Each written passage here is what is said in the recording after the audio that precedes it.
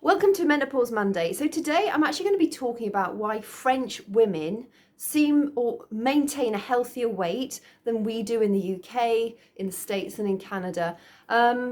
There are several very valid reasons why that is. And although it's not specific to menopause, it is specific to sort of middle age and beyond. I think we get to this stage in life where, what has worked for us in the past actually stops working. You start restricting what you're eating, you start doing more exercise, you think you're doing all the things that you should be doing and still you're gaining weight. Well, there are certain processes that take place in the body which our lifestyle in the UK, US and Canada our lifestyles are contributing to our weight gain. So first and foremost, I think we all can accept that the French they're known for their baguettes, aren't they? They're known for savouring their meals. They're known for red wine drinking. And the reality of that is yes, they do eat their baguettes. They walk to the bakeries in the morning, they pick up their baguettes and whatever else they're going to get. But the difference is their bread is much higher quality than ours is over here. I'm going to say over here. When I say over here, I mean the States and Canada, because otherwise it's going to get very long. On the other side of the coin, if you have a baguette that's over a day old, it's actually not that appetizing because it's not designed it's not full of the preservatives and the gunk that we stick in our breads. It's designed to be eaten fresh and that's it, done. The French have much stricter purity laws than we do over here. We fortify a lot of our foods. A lot of those foods, there's a lot of conflicting evidence out there about fortification, but a lot of foods over here are fortified with iron. The French fortify their foods a lot less than we do. Iron is known for its oxidative stress. So, iron goes rusty. Well, also iron is attracted to damaged parts in our body, so cellular damage. And so if we've got like cells which are damaged in our bodies, the iron is actually going to be attracted to that, and that can then cause further inflammation. Inflammation in the body raises cortisol levels, which raises our insulin levels, which makes us hang on to fat more. There's even been quite a bit of evidence pointing to iron or sort of eating too much iron and early onsets of things like dementia. So whether the fortification of our foods is a major component, I'm not entirely sure, but it certainly is part and parcel of those conversations that I've been looking into in order to make this video. And I think it's something we should consider. Fortification of our food is done to make sure that the majority of the population are getting the nutrients that they require. However, if you already eat a healthy diet, as you should do, because we should all be taking care and responsibility for our own health, then maybe you don't need all that fortification. So I just wanted to sort of bring that to the fore, because the French do have much stricter purity laws around their food. Also, they walk more. France is a massively agricultural country, and aside of the major cities like Paris, Toulouse, Lyon, Marseille, places like that, there are vast amounts of greenery in France. And so where the cities are very densely populated, most people don't have cars because there's just no point. In the other extremes, where people are very arable, they've got very active lifestyles. You will see most French people, they walk to the bakery, they walk to the butchers, they walk to the fishmongers, they're buying whole food. The whole culture of France is geared very much around buying healthy, wholesome food and taking it home and preparing it, and then eating that as part of the family and savouring food. You'll also notice that the French eat much smaller portions. They eat the portions that a human would eat, not that you would present to an elephant. And when you look at some of our huge portions, and I think in the UK, it's easier to eat healthier than it is in probably the US. I know I've got friends that have used to live in the States, and they come back and they say everything has sugar put in it. The bread, even the salad dressing, it's so hard to actually eat healthily. I've not been there, so I can't I don't have a personal opinion on it, but certainly from what I've heard from other people, it's incredibly hard to eat healthy, which is a great shame. But it perhaps also indicates why I have got a link to the BMI per country or obesity rates per country in the comments below. Sorry, in below my post. It's incredible that the States has the highest rate of obesity. That's quite disconcerting. So, first of all, they walk a lot further, or they walk more often. Secondly, they eat smaller portion sizes. Thirdly, their food is much healthier. Fourth, they eat for pleasure. So yeah, of course there are going to be busy French people who sit at the desk and eat quickly, but on the whole, the mealtime in France is a really real opportunity to savor food. They do savor their food. They eat it slower. They'll have, they eat a lot more saturated fats than we do over here. They're known for their cheeses, their foie gras, their lovely grass-fed butters. I adore French butter. In fact, whenever I can get my hands on French butter, I always buy the French butter. I think it's absolutely fantastic. You can taste the difference in the quality when you buy French butter from grass-fed, happy cows. And they don't eat so many vegetable oils. Now, yes, you can say that coconut and olive oil and avocado oil are sort of vegetable oils, but those oils come from the fruit of the tree or the plant. They don't come from the seed. So things like rapeseed oil, cottonseed oil, soybean oil, what's the other one? There's another one which is escaping me right now. But yes, soybean's the worst one. But in the States and Canada and to the UK, in the UK to a degree, we eat a lot of those vegetable oils. Again, there's a lot of confusion out there in scientific papers saying, yes, they're inflammatory, and no, they're not inflammatory, and da-di-da-di-da. However, I don't eat vegetable oils. I just eat saturated, healthy fats. I either cook with coconut oil, avocado oil, olive oil, or butter. I cook with butter a lot. I feel I'm a very healthy person. I eat really well. I love my food. I do eat a lot of saturated fats. For me, I don't think that's an issue for putting on weight. I think when you go down the sort of the substitute route, maybe the vegetable oil route, when you look at historically, so say like 100 years ago, our usage of vegetable oils was tiny in comparison to what it is now. Mainly we ate saturated fats. I know it's not all to do with just fats. Sugar has a massive impact on our weight gain and our entire chemical composition, hormonal composition of our bodies. But saturated fats, for me, I think they are the way to go. I wouldn't touch other stuff. The French also don't eat as much sugar or drink as much sugar. They tend to prioritize water and wine within reason. I think the French have a much more sensible attitude to alcohol than we do here. I can't remember, there was something on the news just the other day and a Frenchman was being interviewed and he was saying, that they were talking about the parties of people being able to get back together again since COVID. And he said, but it's strange that, you focus on, your party revolves around alcohol.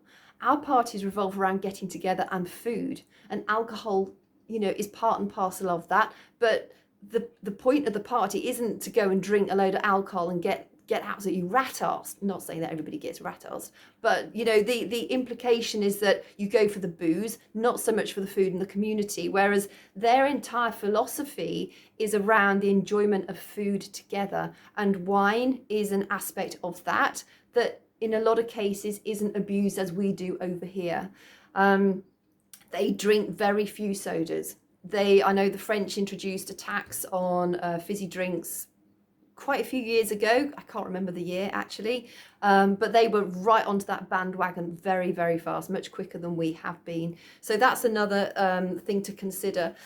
What else did I want to say? On the whole, they look at mealtime as a pleasure.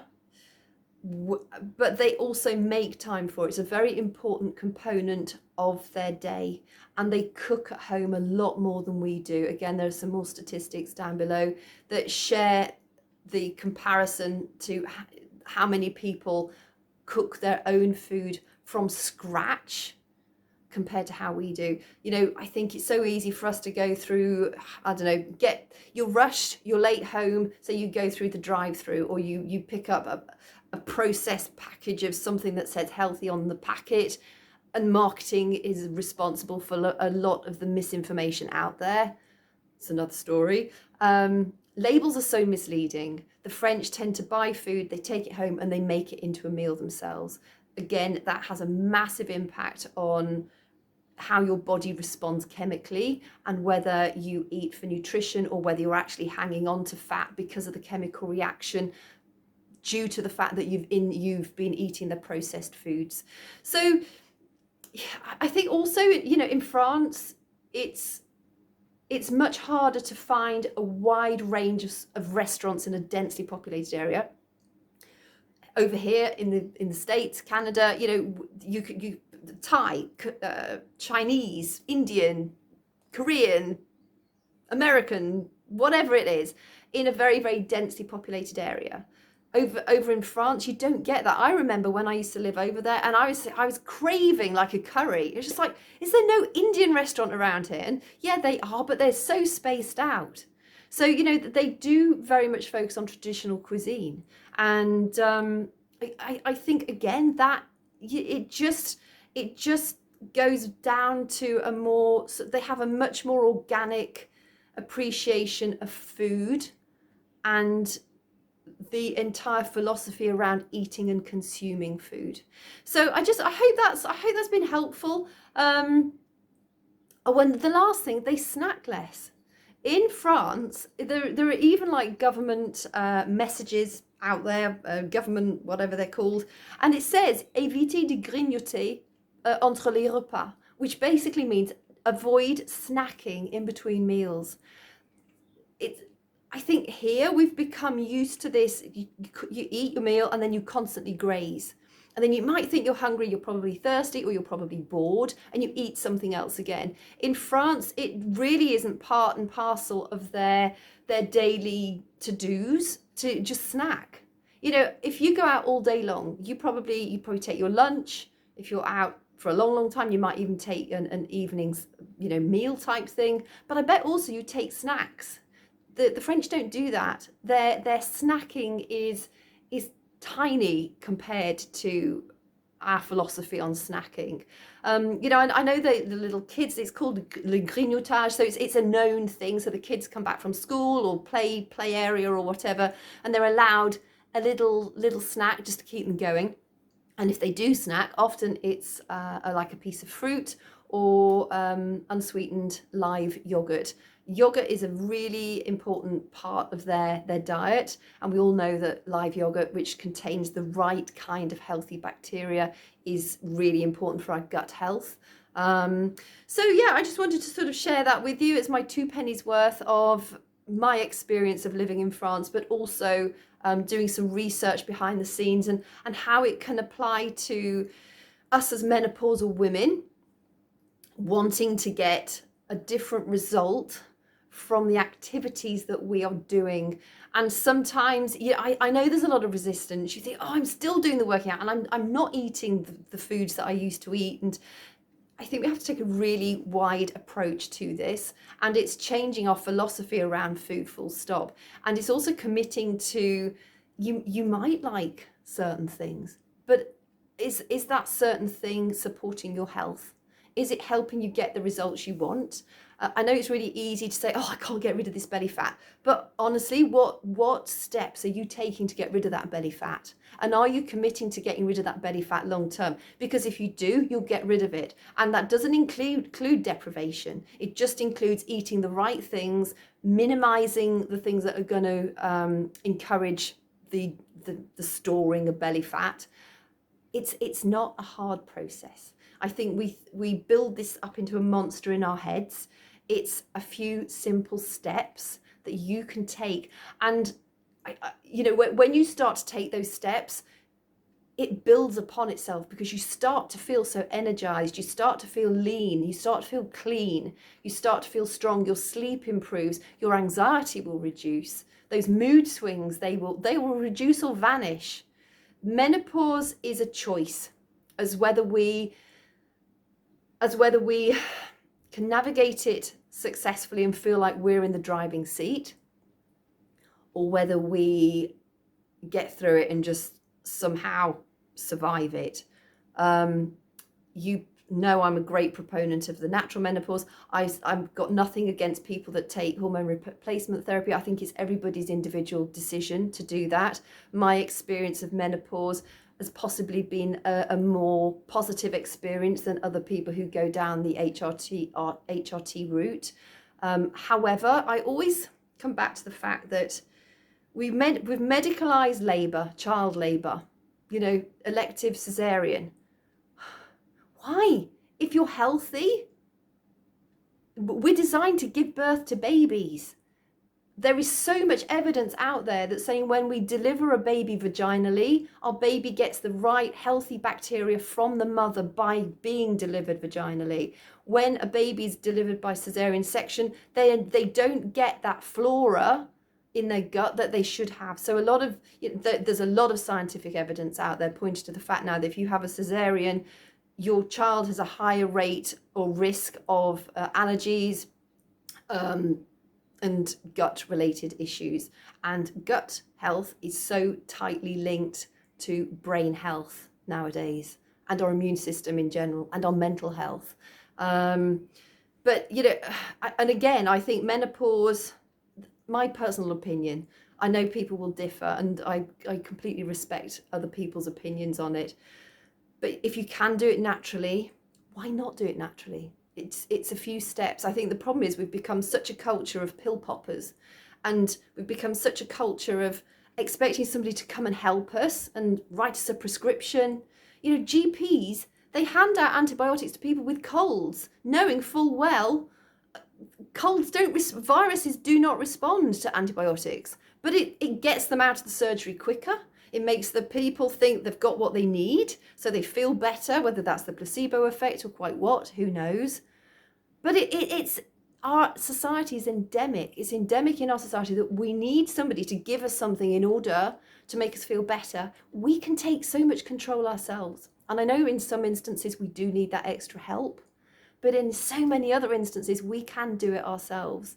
And it just requires taking action on a few steps. So off my bouncy ball, I bought myself a new exercise ball because it's healthier to sit on. It's really good for your core strength as well. If you want to have a chat with me about how I've gone through the menopause naturally, how I manage my menopausal symptoms, what I do on a daily basis in order to create that healthy lifestyle to support me through the menopause, please message me or drop a comment below, and I'll send you a Zoom link and we can have a one-on-one 30-minute chat. I can sort of everything that I know and relate it to things that you might specifically be struggling with. But thank you for your time. Appreciate you watching this. And please, if it's been helpful, give it a thumbs up, and look forward to next Menopause Monday. If you've got a subject in particular you would like me to cover, please let me know and I'll make sure to add that to the list.